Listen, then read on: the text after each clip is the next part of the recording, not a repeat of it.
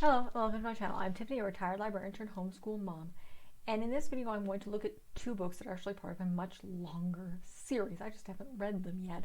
I'm going to be looking at two books by, if I can find my author, Deborah and James Howe. And primarily James Howe is the one who wrote the second book. He is known for a series of books called Bunnicula, which started off with this little thing. This is Bunnicula.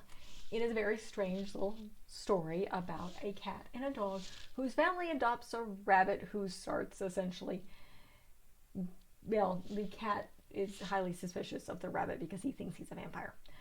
Yes, thus Bunnicula, the title. Now, it's not a man-eating vampire rabbit. This is not really a scary story.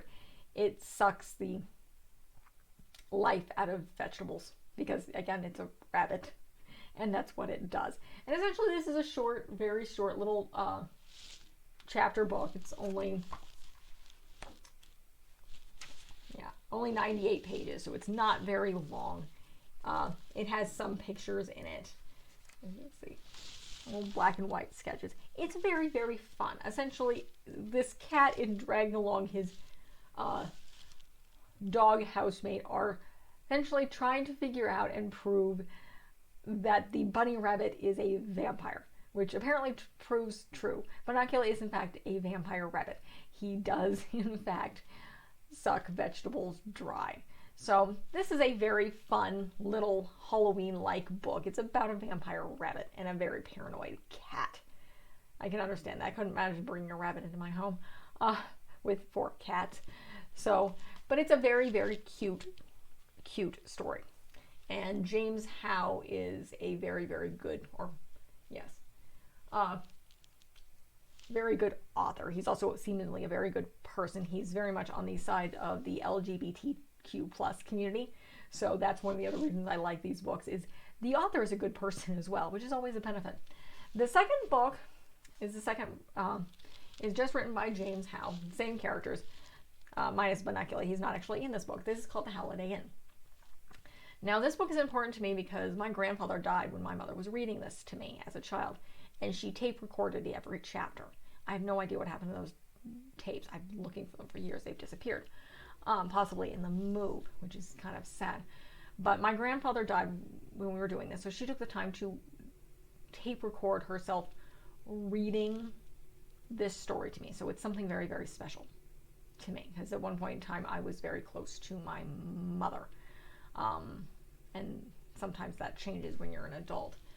But this book in particular means a great deal to me because it has that memory of that, something that my mother did for me as a child, because my grandfather died in a car accident caused by his badly driving wife, my grandmother, who thankfully is dead at this point.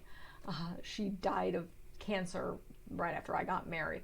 But essentially, she unintentionally killed her husband because she could not drive and probably shouldn't have been driving, was an extremely bad driver. So he died suddenly. And my parents had to fly from our home in Hawaii to Georgia. Because they were in Florida where he died. But my uncle, my dad's older brother, lived in Georgia, and he was trying to help take care of them. So my father flew out first and my mother followed, and they didn't bother to take us, and that's a whole other story of my irresponsible parents. But again, the book, I loved what she did because she at least took the time to record those for me. I was very scared. I think I was about 8 years old. I was 7, 8 years old when this happened, and I was terrified. So it was not a fun time, but it was heartwarming that she did this. And I love this story. It's funny. It's very, very cute. It's a bit longer than a Bunnicula. It is, let's see. Yeah, it's actually close to 200 pages, so it's 195 pages. And there are some illustrations in here. So you can see some of the illustrations. But this story it doesn't have Bunnicula in it at all. So the family goes on vacation. Bunnicula stays with the neighbor, and they go essentially to a dog kennel, which is called Chateau Bow Wow. So, and a poodle goes missing, poodle who's involved in a love triangle. And so Chester and Harold, the cat and the dog, become detectives and try to figure out what happened to this French poodle in this story. So it's very, very cute. And I can't remember exactly how it ends. I'm sure the poodle is alive. The Monroes come back and get their cat, get their pets. So let's see.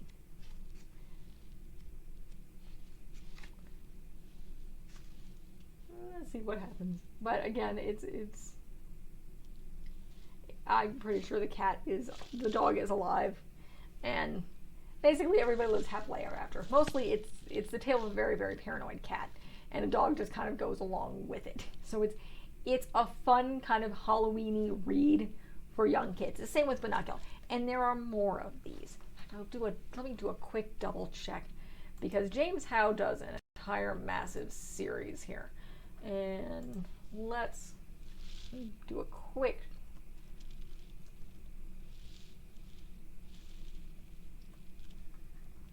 Yeah, there is dozens of Bunnicula books.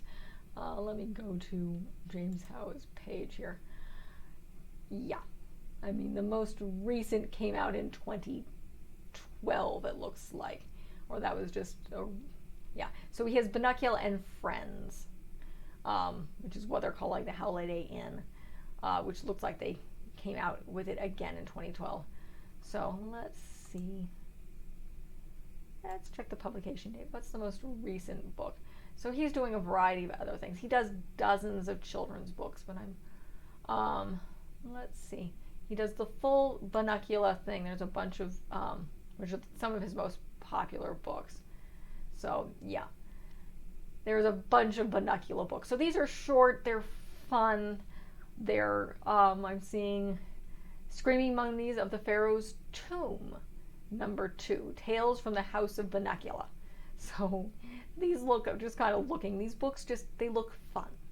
And they're early chapter books for probably 8-9-year-olds, if not 7-8-year-olds. I can see if the book gives me any idea of what age range here. I'll do a quick look on the website, see if I can actually see the actual Bunnicula book. Let's see, that's a Return to the Howliday Inn.